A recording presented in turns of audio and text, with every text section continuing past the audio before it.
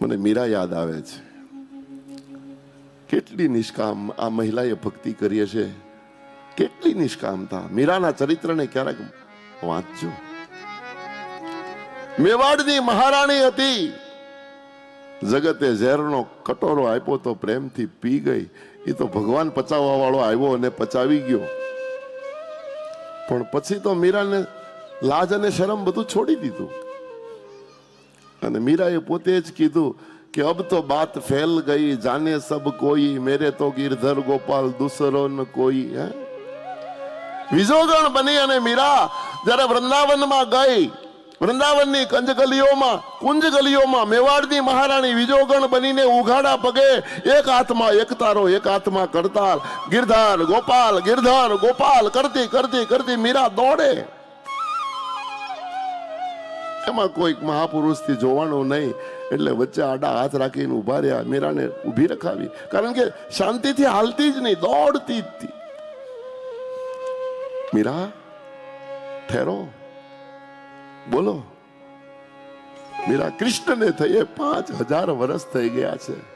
એ મીરા, કૃષ્ણને 5000 વર્ષ થઈ ગયા. આમ દોડવાથી તને કુંજ ગલીઓમાં કાનો નહીં મળે. તારે ભજવા હોય તો ક્યાંક ખૂણામાં બેસીને ભજી લે ને, ભજવાની કોણ ના પાડે છે? પણ આમ તારા દેહને દુખી હું કામ કરે? જો તો ખરો તારા પગમાં કેટલા કાંટા કાંકરા વાગ્યા છે. તારી દશા જો. મીરા, તું ક્યાંક ખૂણામાં બેસીને ભજી લે. અને એ વખતે મીરાએ જે જવાબ આપ્યો હતો કે મહાપુરુષ મને ક્ષમા કરજો, હું મળવા માટે ક્યારેય દોડતી જ નથી. હું તો દોડું છું મને આનંદ આવે એટલા માટે, મારા આનંદ માટે દોડું છું. મળવાનો તો મેં સંકલ્પ વિચાર પણ નથી કર્યો. આ નિષ્કામતા મીરામાં હતી. અને એવા સંજોગમાં એક ચરિત્ર મને યાદ આવે. એક દિવસ એક પોસ્ટમેન આવ્યો અને કીધું, મીરા તમે? બોલે, હા, તમારો કાગળ છે. એ વખતે પોસ્ટ યુગનો, પોસ્ટનો જમાનો. કાગળ પોસ્ટમેને આપ્યો. મીરાએ વાંચ્યો. રાણા લખતા હતા, મેવાડનો કાગળ હતો. એમાં લખ્યું હતું, મીરા, તારા ગયા પછી મેવાડની અવદશા બેઠી છે. મીરા, તું ગઈ ત્યારથી મેવાડમાં સુખા પડે છે, દુષ્કાળ પડે છે.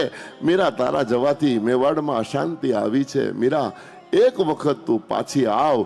તું કહીશ એમ અમે કરીશું. તું કહેશે તો તારા ગિરધર ગોપાલના મંદિરો, તું કે એટલા મંદિરો બનાવી દઈશું. પણ એક વખત પાછી આવ, પાછી આવ. લિખિતન મીરા રાણા આવું લખી અને પત્ર મીરા વાંચે જ.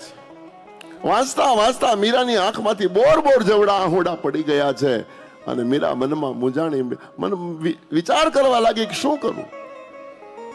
બજારમાંથી પોસ્ટકાર્ડ ખરીદ્યો અને મીરાએ લખ્યું છે, હામો લખ્યો છે કાગળ, રાણા, તમારી સાથે મને શું વાંધો છે? મેવાડ સાથે પણ મને શું તકલીફ? મને આવવામાં શું વાંધો છે? જરૂર આવીશ, પણ મારા ઠાકોરની રજા વગર મારાથી નીકળાય નહીં. હું ઠાકોરને પૂછવા માટે દ્વારિકા જાઉં છું. એ કહેશે તો જરૂર આવીશ. લિખિતન મીરા. કાગળ લખીને ટપાલ પેટીમાં નાખ્યો અને વૃંદાવનથી મીરા દ્વારિકા પૂછવા માટે આવી હતી. બનેલો ઇતિહાસ છે. જ્યાં જ્યાં રસ્તામાં રોકાણી ને રાતવાસો, રાત પડીને રાત રોકાણી, એ આખો માર્ગ પણ અત્યારે શોધી કાઢ્યો છે. જ્યાં જ્યાં રોકાણીથી એ સ્થાન પણ બધા અત્યારે મળી ગયા છે. રાતવાસા કરતી કરતી મીરા દ્વારિકા પહોંચી. અને આ જ જગત મંદિર, અત્યારે જે મંદિર ઊભું છે, આ જ મંદિરની ઘટના છે, બનેલો સત્ય ઇતિહાસ.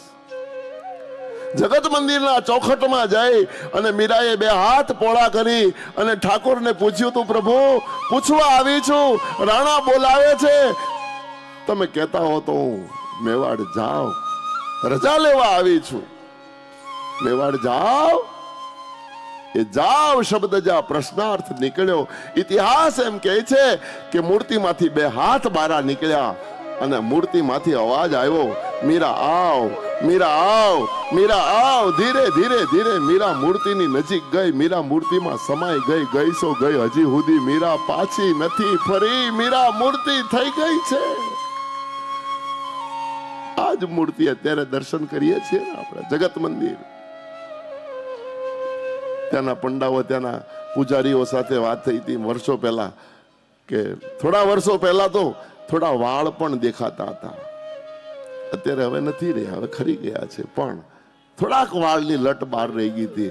સાબિતી આપવા માટે કદાચ કોઈ એમ કહે કે મીરા મૂર્તિમાં પથ્થરમાં કોઈ દી મીરા હમાય ખરી, તો જઈને જોઈ આવો, જો હજી વાળ મીરાના દેખાય છે.